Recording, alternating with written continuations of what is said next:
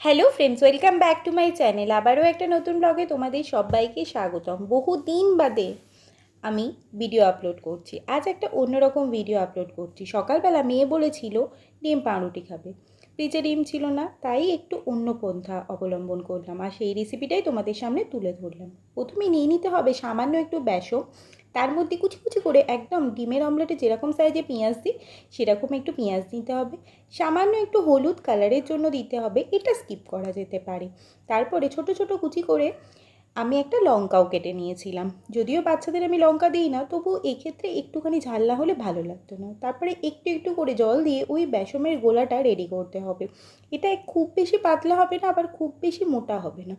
মোটা মানে যেমন করে বড়া হয় সেরকম বেশি ঘনও হবে না, আবার খুব বেশি পাতলাও হয়ে যাবে না। আজকে এই নতুন ধরনের ডিম টোস্টটা খেয়ে ওরা তো বুঝতেই পারেনি যে এটা ডিম ছাড়াই তৈরি হয়েছিল। যদিও খেতে এতটাই সুন্দর হয়েছিল যে আমি বলবো সবাই একবার ট্রাই করো। বাড়িতে যদি ডিম না থাকে তাও, আবার যদি ডিম থাকে কোনো দিন তাও ইচ্ছা হয়, তাও এভাবে একবার এইভাবে ব্রেড টোস্ট বানিয়ে খেয়ে দেখো।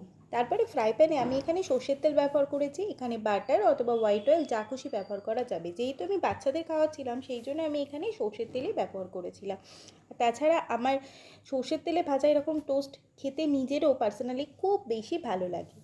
তো দেখো, তেলের পরিমাণ খুব বেশি আমি এখানে নিইনি। আমি এটাকে শ্যালো ফ্রাই করব আর একদম কম আঁচে আস্তে আস্তে করে ফ্রাই করব। তারপরে ব্রেডগুলো এভাবেই ওই ব্যাটারটার মধ্যে চুবিয়ে এদিক ওদিক করে যেভাবে ডিম টোস্ট আমরা বানাই সেভাবেই ফ্রাই প্যানে দিয়ে দিতে হবে। আমি এখানে যতটা ব্যাটার বানিয়েছি সেই অনুযায়ী 3খানা বানিয়েছিলাম।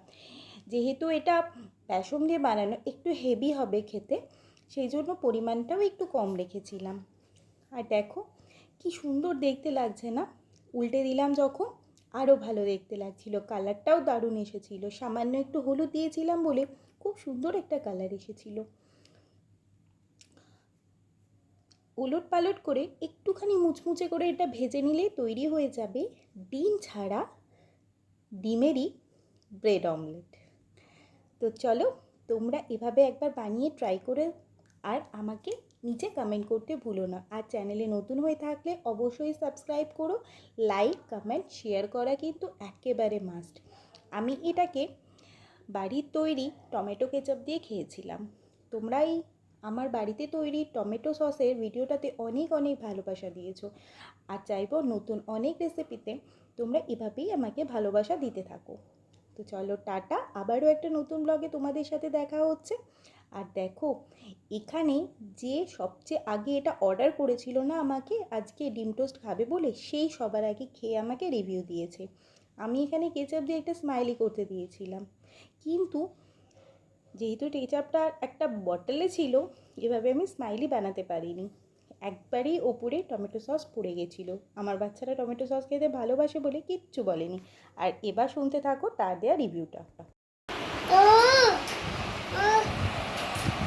ভালো হয়েছে? খেয়েছো? খাও।